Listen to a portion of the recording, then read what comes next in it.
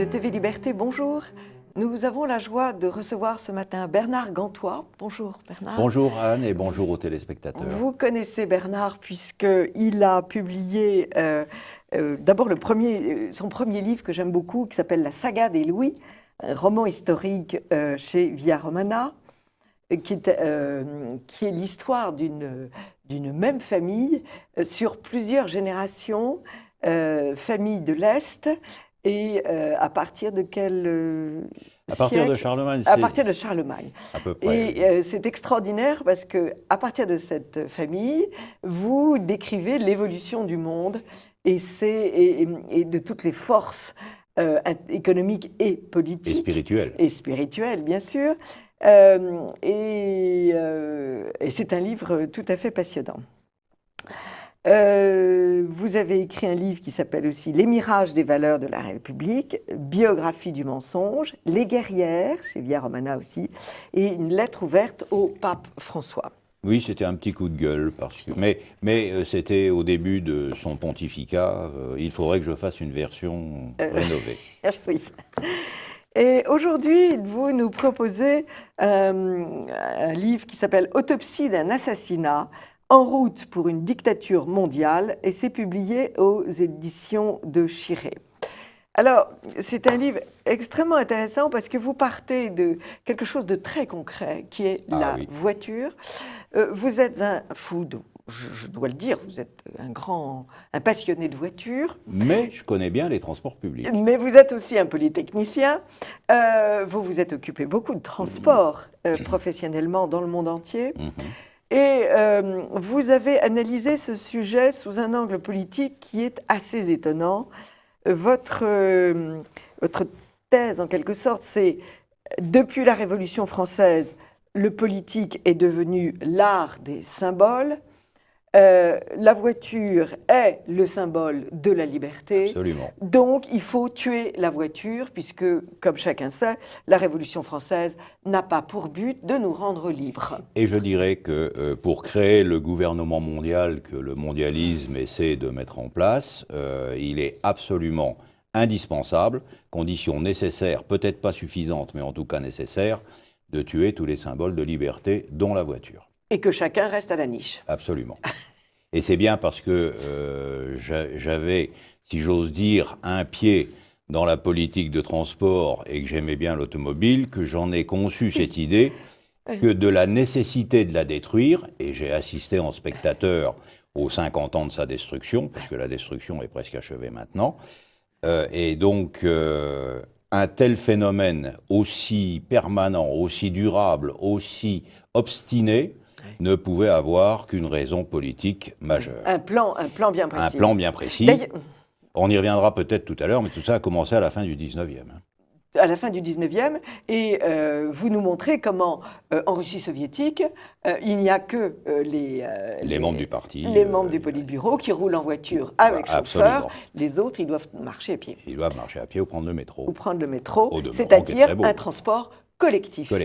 Or, et ça va être la première partie de notre émission, vous allez nous décrire comment on attaque la voiture depuis des décennies. Je crois qu'il faut remonter aux racines d'une philosophie qui est la socialisation douce de la société. Et ça, c'est la société fabienne qui a été créée en Angleterre à la fin du 19e siècle, dans les années 1870, en réaction au marxisme.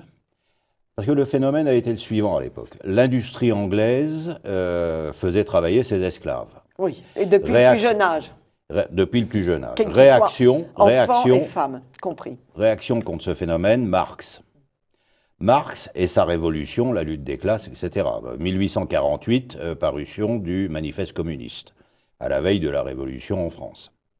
Et puis, face à ce marxisme que les capitalistes voient comme un extrême danger, pas à tort d'ailleurs, réaction une vingtaine d'années après Marx, par la création de la société fabienne qui a pour but de faire une harmonisation du capitalisme et d'un socialisme acceptable. Cette société fabienne... Ça partait d'un bon sentiment. Ça partait d'un bon sentiment. Cette société fabienne a créé une filiale aux États-Unis qui s'appelle l'Aspen Group. Alors bon, je n'ai plus l'adresse exacte en tête, mais c'est beaucoup plus récent, c'est au XXe siècle. Et cet Aspen Group, j'en ai eu connaissance un beau jour où je me suis aperçu qu'il y avait un Aspen Group France et que cet Aspen Group France avait, dans une page Internet qui a disparu depuis au moins 10 ans, parce que quand j'ai trouvé cette page Internet, il y avait ce que je vais vous dire. Non, je ne l'ai malheureusement pas imprimé. L'Aspen Group France a pour but d'orienter la France vers l'application complète de la philosophie des Lumières. Et là où j'ai, comme on dit vulgairement, tilté, c'est quand j'ai appris qu'un des cadres dirigeants des grandes sociétés de transport public en France était le numéro 2 de l'Aspen Group France. Donc la boucle était bouclée. La preuve était faite. Donc, alors, ceci dit, ce que je décris dans le livre, que quand j'ai commencé à travailler donc à la RATP, c'est pas un secret pour personne, je me suis rapidement aperçu au bout de 48 heures qu'il y avait un ennemi à la RATP, c'était la voiture. L'anecdote que je raconte sur le jeune ingénieur qui dit à son chef quel est le rêve de votre vie, c'est de m'acheter une Jaguar. Réponse, il faut vraiment être con pour avoir ce désir-là, est une anecdote tout à fait véridique. Et il faut savoir que le chef en question a été celui qui a fait la promotion du premier tramway de France à Nantes. Et que Nantes est aujourd'hui une des villes les plus dangereuses de France. Ce qui n'a évidemment aucun rapport, du moins à première vue. Bref, donc on a commencé à démolir l'automobile par tous les moyens possibles dans les années 70. Il y a eu plusieurs célébrités qui s'en sont occupées, notamment M. Dumont, l'écologiste, célèbre écologiste, candidat à la présidence de la République, qui a fait quelques déclarations sur l'automobile que je n'ai plus en tête. Mais je les ai. La voiture, ça pue, ça pollue et ça rend con. Voilà, tout à fait. Ce qui était d'ailleurs assez cohérent avec ce qu'avait dit le patron au mec qui voulait s'acheter une Jaguar. Et donc, et puis il y a eu une autre célébrité, c'est le professeur Gau, qui était, alors effectivement, c'était un chirurgien qui avait un métier qui doit être assez difficile, puisqu'il était le patron d'un service de chirurgie réparatrice. Donc il voyait arriver des gens fracassés. Il voyait des gens fracassés, dont une partie non négligeable venait effectivement d'accidents de voiture. Et donc, dans ces années-là, le professeur Gau avait créé une société pour l'interdiction des véhicules inutilement puissants. Et quand on connaît la taille de vos voitures, ça a existé. Et votre goût de la vitesse, évidemment. Et donc, maintenant je vais beaucoup moins vite, ça doit être l'âge. Ah bon, et donc, on ne peut plus surtout. On ne peut plus. Et donc, il avait aussi expliqué, dans une interview à laquelle je pense je fais allusion, que les individus ne respectant pas les limitations de vitesse étaient des asociaux relevant d'une psychopathie mentale qui mériterait d'être soignée. Mais ça, c'est très intéressant comme parole, parce qu'on discrédite celui qui va vite pour plus facilement l'éliminer. Or, vous dites, ce livre est plein de statistiques très intéressantes, vous dites que le nombre des suicides est à l'heure actuelle 10 fois plus important que le nombre des accidents, de morts par accident de la route. Donc il ferait mieux de s'occuper des causes du suicide. Oui, bon, là non, parce que là ça compromettrait trop de monde. Bon, enfin bref, donc on a commencé pour assassiner l'automobile par oublier de faire un réseau routier. Effectivement, je compare les taux d'augmentation de la circulation automobile dans les années de la fin du XXe siècle à l'augmentation du réseau routier. C'est incommensurable jusqu'à ce que, enfin, un beau jour, on consente à construire un réseau d'autoroutes qui tienne debout. Et il faut bien constater qu'aujourd'hui, en 2020, le seul réseau de circulation automobile qui tient debout, ce sont les autoroutes privées.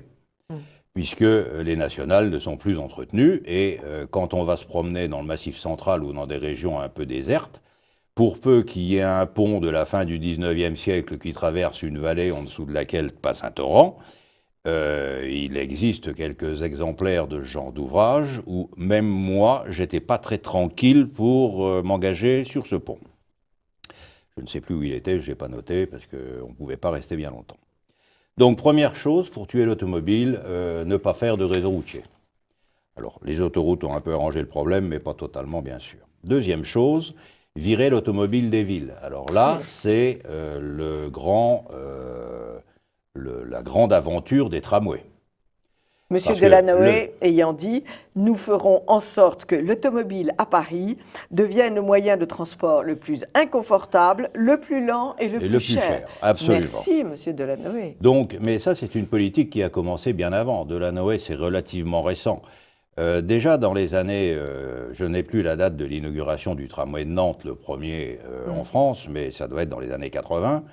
Et depuis, on a mis des tramways partout. Le but du tramway, c'est pas du tout de transporter les gens.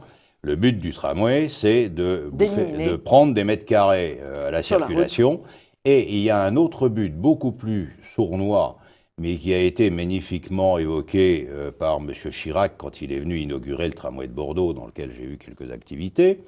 Il a dit « J'inaugure ce magnifique instrument qui n'est pas qu'un instrument de transport, mais qui est aussi et surtout un instrument de mixité sociale. » Ah oui. Donc, le brave alors, marxiste. on retrouve la citation dont j'ai donné le sens. C'est peut-être pas le wording exact, mais c'est le sens. On retrouve le discours de Chirac à l'inauguration du tramway de Bordeaux sur Internet.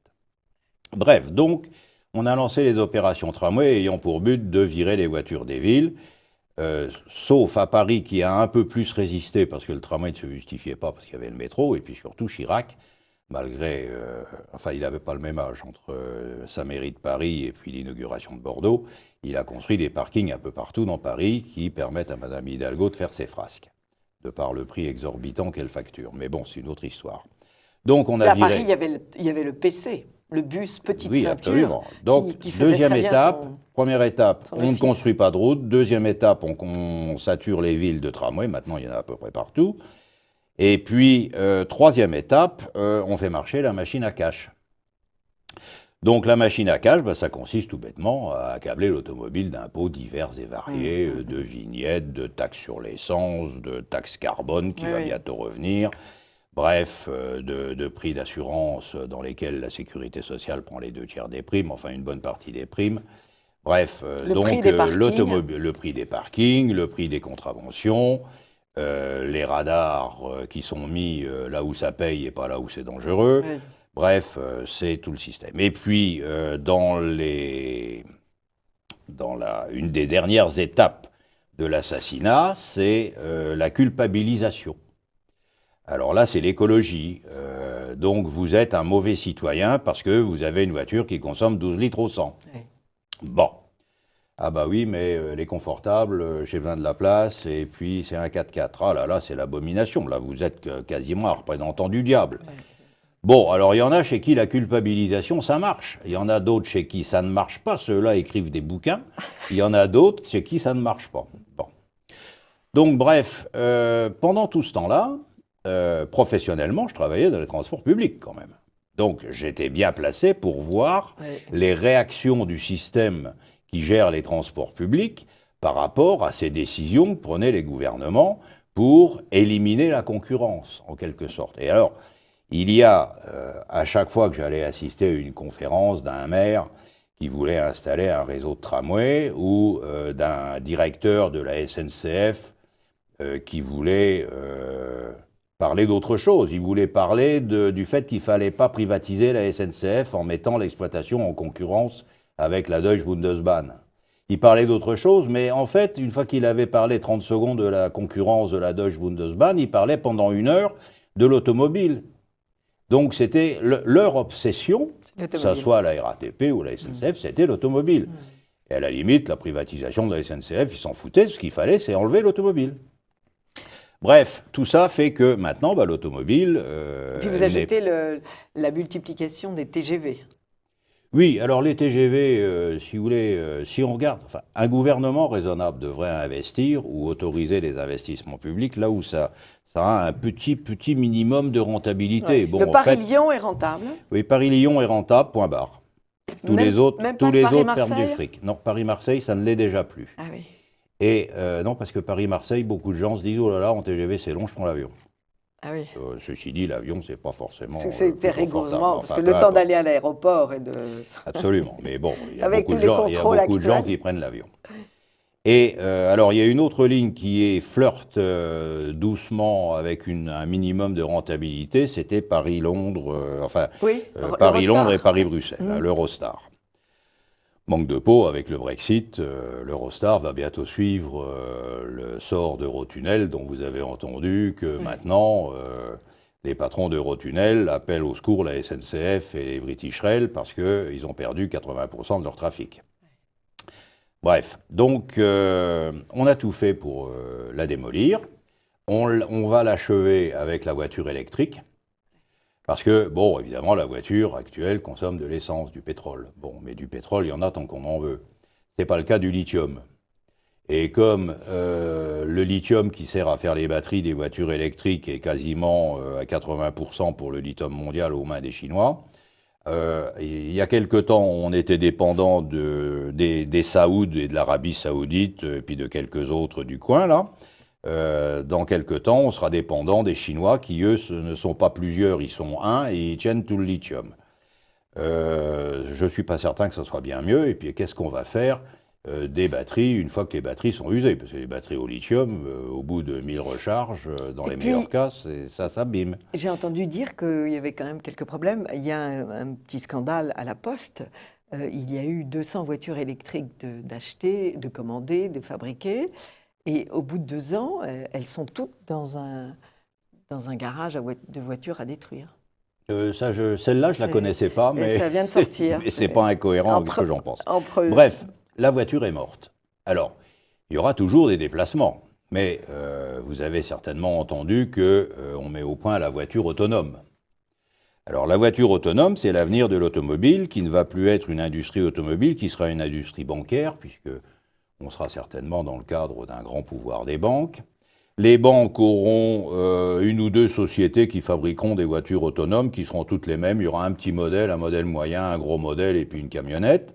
Et puis quand vous aurez besoin de transporter vous-même, votre épouse, 3 bagages et 2 enfants du point A au point B, vous prendrez votre smartphone et vous direz, voilà, oui. Dupont, 2 adultes, 3 enfants, 3 valises, oui. Point A, point B, numéro de compte en banque, ah bah oui quand même, et heure, tel endroit à telle heure, pour aller à tel endroit à telle heure, et à tel endroit à telle heure, vous aurez votre bagnole, à condition que votre compte soit approvisionné, oui. Et puisqu'évidemment, il n'y aura plus de chèques, il n'y aura plus de monnaie, il n'y aura plus rien, tout se passera par informatique. Ça, c'est déjà dans les cartons des grands constructeurs automobiles allemands, et je pense qu'en France, ça doit être pareil, mais je connais des gens chez les Allemands, je connais moins chez Renault et chez PSA, dans les cartons donc, de Volkswagen, pour ne pas le nommer, à une échéance de 10 à 15 ans. Donc l'automobile est morte, c'est-à-dire l'idée qu'on s'en fait. Monsieur Dupont aime bien une bagnole parce qu'elle est belle. Parce qu'il peut y mettre madame, parce qu'il peut y mettre les enfants, il peut y mettre ses valises, même s'il en a beaucoup, pour aller quand il veut, de là où il veut, vers là où il veut, pour y arriver quand il veut, oui. Ça, c'est fini. Oui. Oui. Votre livre est très intéressant parce que vous êtes admiratif de tous ces ingénieurs qui ont réalisé ces voitures extraordinaires. Vous aimez l'histoire de la voiture, qui est en effet une succession d'intelligence pour arriver à nos voitures d'aujourd'hui. Mais vous mettez en comparaison ces ingénieurs, et souvent aujourd'hui les polytechniciens, ce que vous êtes, entre nous soit dit, avec une autre catégorie d'hommes qui s'appellent les énarques, qui eux n'ont rien inventé du tout, et qui se mettent en travers de la route des ingénieurs. Alors expliquez-nous ça, et les conséquences. Ben, je pense que la situation à laquelle nous assistons aujourd'hui en France, dans les domaines qui ne sont y compris pas ceux de l'automobile, mais dans le domaine politique, sont très démonstratives de ce que j'avais écrit à l'époque et que vous venez de rappeler. Un énarque, c'est quoi? C'est quelqu'un à qui on apprend à faire des discours. Un ingénieur, qu'il soit de l'X ou d'ailleurs, c'est quoi? C'est quelqu'un à qui on apprend à regarder la réalité pour savoir comment agir pour la transformer. Or, il est quand même bien connu qu'un discours n'a jamais rien fait. Non. Ça peut changer un état d'esprit. Ça peut faire, à la limite, plus de points dans les sondages. Ça peut participer, comme je disais tout à l'heure, le professeur Gau, à diaboliser un certain nombre de choses. Mais ça ne fait rien. Et je pense que la situation dans laquelle nous sommes aujourd'hui, avec cette sombre histoire de virus qui dure depuis 1 an maintenant, est une preuve, puisque la plupart des gens qui nous dirigent sortent de cette merveilleuse école. Ils ont fait énormément de discours. Je pense que si on comptait les heures de discours d'énarques sur l'affaire du virus, on arriverait à quelques dizaines de milliers d'heures. Mais sur le plan de l'action, tous les journaux sont pleins du fait que ça n'avance pas. Donc, je pense que quand j'ai écrit le bouquin, c'était je l'ai fini au début du virus en février l'année dernière, c'était une analyse que les événements ont confirmée plus qu'à satiété. Alors, après cette description terrible de l'assassinat de la voiture, vous montrez tout de même, dans 2 très beaux chapitres, le bien et le mal et raison et intelligence. Vous montrez en fait le substrat philosophique de tout ça. Oui. Et ça, c'est tout à fait étonnant aussi. Alors, je pense qu'il y a à la clé un problème philosophique et un problème ontologique. Le problème philosophique, c'est que depuis fort longtemps, des gens veulent établir le paradis sur Terre. Et donc ça a donné toutes les idéologies diverses et variées, déjà les cathares, voire même avant, et puis vous faites un rapprochement d'ailleurs entre les cathares et notre époque aujourd'hui. Mais les cathares, c'est le pont avec l'ontologie, avec ce qu'il y a au-dessus. Ouais. Et les idéologies que l'on connaît depuis en gros 200 ans, et que l'on connaît gravement, et qu'on a connu gravement au XXe siècle, avaient toutes pour but de faire un monde plus ou moins idéal où tout le monde serait heureux. Que ce soit le marxisme dans ses différentes formes, ou que ce soit le libéralisme dans ses différentes formes, ils ont tous pour but tout le monde sera riche ou tout le monde sera égaux. Voilà. Donc, ça marche pas. Non.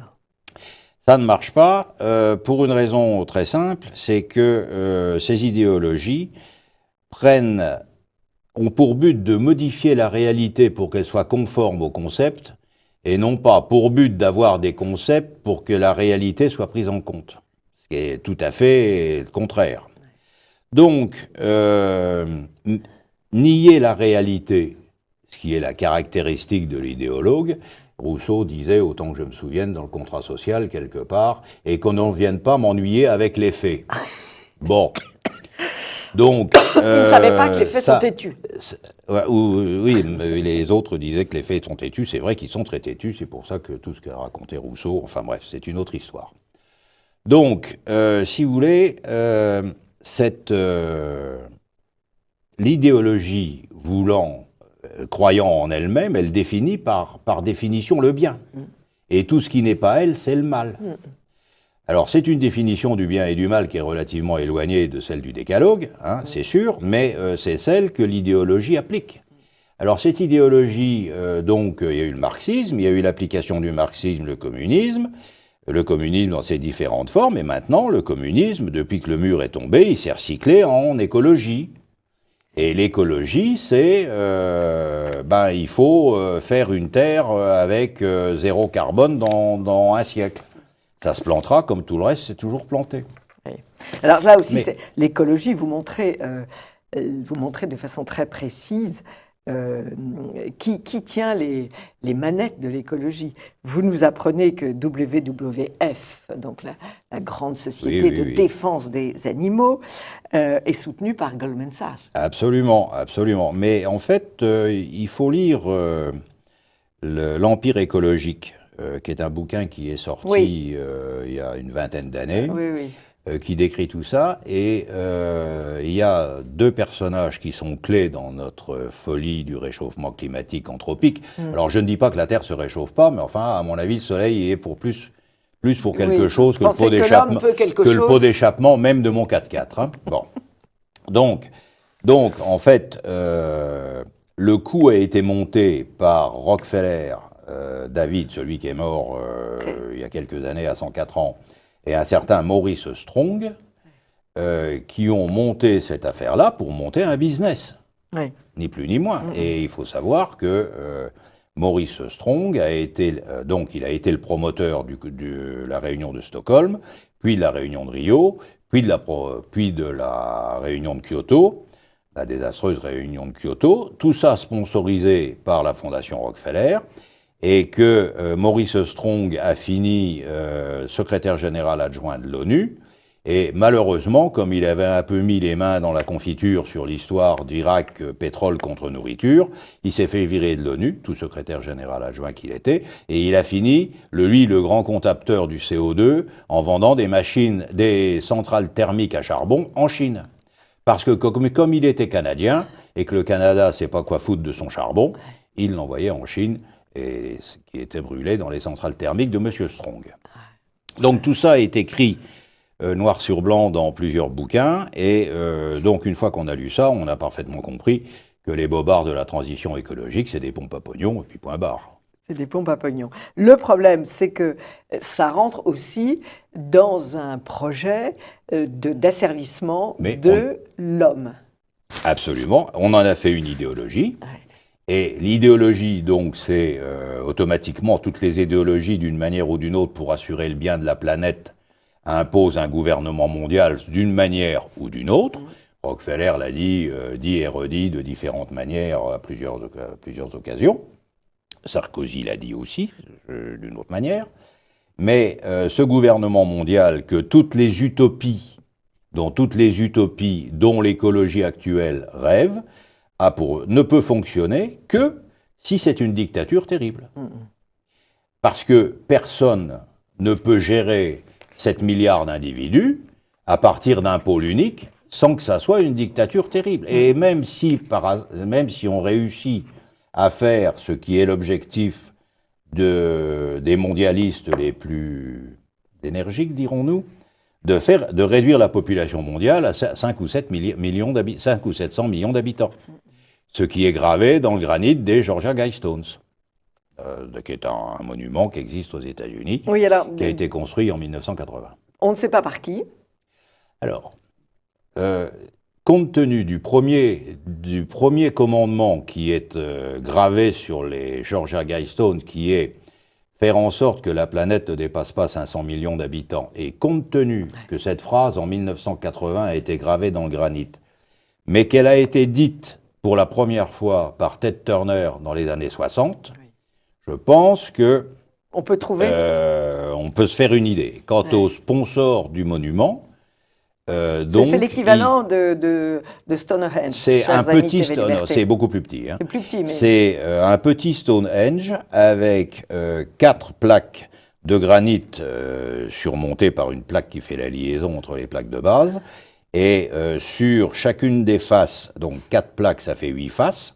Sur chacune des faces, il y a 10 commandements, dont le premier est celui que je viens de dire, en 8 langues différentes, dans lesquelles... Et parle ni le français, ni l'allemand. Ni l'allemand, ni le latin. Ça, c'est quand même étonnant. Non, c'est pas étonnant, parce que même si les contrats pour construire ce bâtiment ont été signés par un certain R.C. Christian, oui. Donc RC, les mauvaises langues disent que c'est pour Rosenkreuz. Oui. Bon.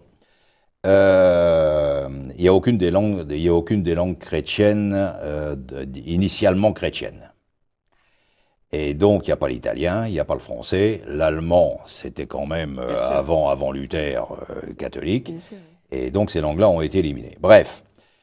Donc, alors les autres commandements sont fort intéressants, notamment sur le fait qu'ils incitent, il y en a au moins, je ne les connais pas par cœur, hein, mais il y en a au moins 2 d'entre eux qui insistent sur la nécessité d'établir un pouvoir important de la justice et des juges. On y est. Ce n'est pas sans lien avec ce qui se passe aujourd'hui. Hein. On y est. Donc, si vous voulez, ceci pour dire que même avec 500 ou 700 millions d'habitants, si ce n'est pas une dictature, ça ne marchera pas. Donc, pour établir une dictature, il y a plusieurs conditions à satisfaire.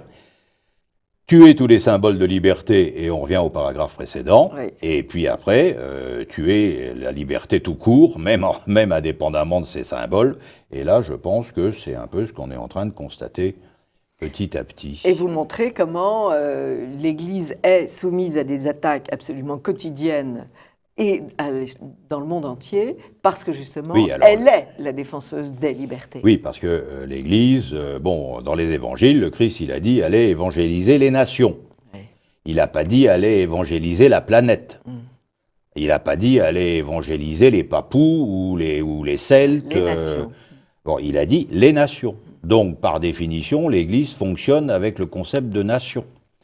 Et donc, c'est une des raisons pour lesquelles il faut l'anéantir. L'autre raison étant que l'Église donne la liberté entre le bien et le mal définie par les 10 règles simples de Moïse, du Décalogue. Or, la liberté de choix entre le bien et le mal est quelque chose d'absolument abominable, puisque le bien et le mal sont maintenant définis par la loi. La loi, comme avait dit Chirac, hein, il n'y a pas de loi spirituelle qui dépasse la loi civile.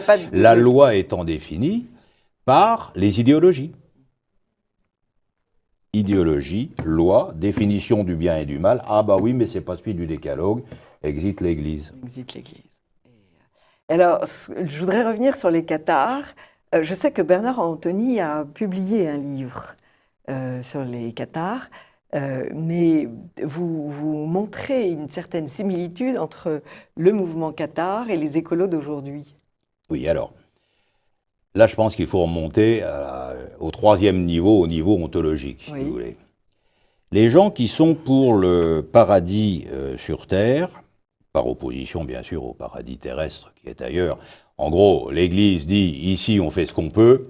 Oui. Et on se prépare. Et on se prépare à la suite qui est le paradis. Bien sûr. Les idéologies disent, ici, on fait l'idéologie tout de suite, maintenant, et sans attendre. Bon. En fait, ça correspond à 2 visions de Dieu. La première vision, c'est Dieu fait sa création, et une fois qu'il l'a faite, il y a la création d'un côté, et il y a Dieu qui reste à sa position de Dieu. Oui. C'est-à-dire, il y a 2 choses qui sont distinctes, Dieu et ce qu'il a fait. Et la création. C'est pas la même chose. On appelle ça le dualisme, parce que 2, tout bêtement. Il y a une autre vision de la religion, qui est que la création émane de Dieu. C'est-à-dire que la création est Dieu. Ça, en gros, c'est la Kabbale et la gnose. À partir du moment où la création est Dieu, ça a des tas de conséquences. La première, c'est que dans tout élément de la création, que ce soit un caillou, un arbre, une bestiole, un insecte, un bonhomme, il y a une partie de Dieu, quelque part. Et alors l'arbre, peu importe, mais c'est déjà une raison pour laquelle il faut réfléchir à 2 fois avant de le couper. Oui, l'animal, Bon. pareil, il doit avoir et la vache, pareil. Et alors la manger, c'est pire que tout. Bon. Et pour l'homme, l'homme, il a, à partir du moment où il prend cette vision, alors on appelle ça le monisme parce que unique. À partir du moment où l'homme a cette vision de la spiritualité et de Dieu, il n'a pas d'autre ressource que de rechercher où est en lui cette part de Dieu dont il pense qu'elle y existe. Et donc, il se lance dans des manœuvres plus ou moins compliquées, spirituelles, physiques, pour essayer de trouver où est Dieu en lui. Et donc, ça donne naissance, par exemple, à l'alchimie. Alors l'alchimie, c'était un moindre mal, parce qu'à force de faire des expériences, ils ont fini par trouver des choses intéressantes. Ils n'ont pas trouvé Dieu en cherchant de transformer le plomb en or, Oui. mais ils ont trouvé, par exemple, la loi de Mariotte, enfin des choses de ce genre. Mais c'est aussi ceux qui pensent que cette recherche est spirituelle et que ça leur donne, une fois qu'ils pensent avoir approché de la partie de Dieu qui est en eux, un avantage sur les autres. Une supériorité. Une supériorité sur les autres. Donc ça, et comme ils se retrouvent éventuellement à plusieurs, ils fabriquent une société secrète. Par exemple, les Rose-Croix, Oui. par exemple, Oui, oui. entre autres, et par hasard. Oui, oui. Ou alors, quelques temps après, la franc-maçonnerie, par exemple. Et ou pour remonter à une époque plus ancienne, les parfaits des cathares. Et donc là, c'est clair. Et les parfaits des cathares avaient établi des lois pour les cathares que c'était interdit de manger de la viande. Ouais. Et donc, au XIIIe siècle, hein, XIVe. Et la non-reproduction était conseillée. Et la non-reproduction était évidemment On y est aussi. Parfait, on y y est aussi. tout à fait. Donc, on voit que c'est une vision de la manière dont la création, c'est une vision des liens entre la création et le créateur qui définit soit une société logique, raisonnable, qui est celle où ils sont séparés, soit une société où tout est mélangé, qui est une société magique, irrationnelle, mais où le pouvoir est concentré dans les mains de ceux qui pensent avoir trouvé Dieu qui est en eux, et ça donne la possibilité de toutes les dictatures. Et actuellement, on est en plein dedans, et donc le pouvoir mondial, si un jour il existe, sera de cette nature. Eh bien, chers amis de TV Liberté, quand vous prendrez le volant, vous penserez à cette thèse et cette explication que moi j'apprécie beaucoup de Bernard Gantois, Autopsie d'un assassinat, sous-titre En route vers une dictature mondiale aux éditions de Chiré.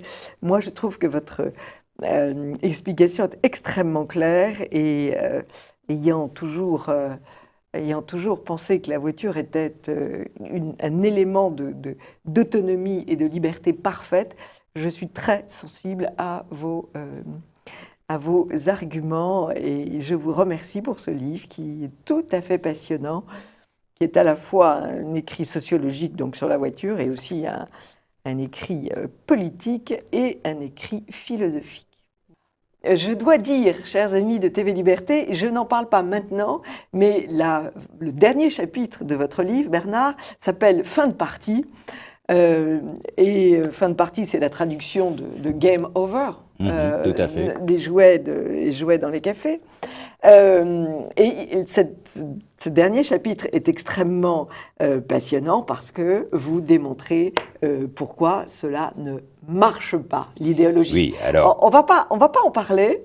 D'abord parce que je trouve que c'est un argument. Les téléspectateurs vont se précipiter pour acheter votre livre, pour savoir pourquoi ça ne va pas marcher. Mais en tout cas, on sort de ce livre beaucoup mieux, beaucoup plus énergique, ce qui est normal, puisque avec une voiture on va loin, et beaucoup plus optimiste. Et par les temps qui courent, votre lecture est donc extrêmement bénéfique. C'est le docteur Brassier qui le dit. Ah, Anne, vous savez que je n'ai jamais pu écrire un bouquin qui finissait mal. Merci beaucoup Bernard Gantois et à très bientôt. Chers amis de TV Liberté, à bientôt. Merci Anne et à bientôt.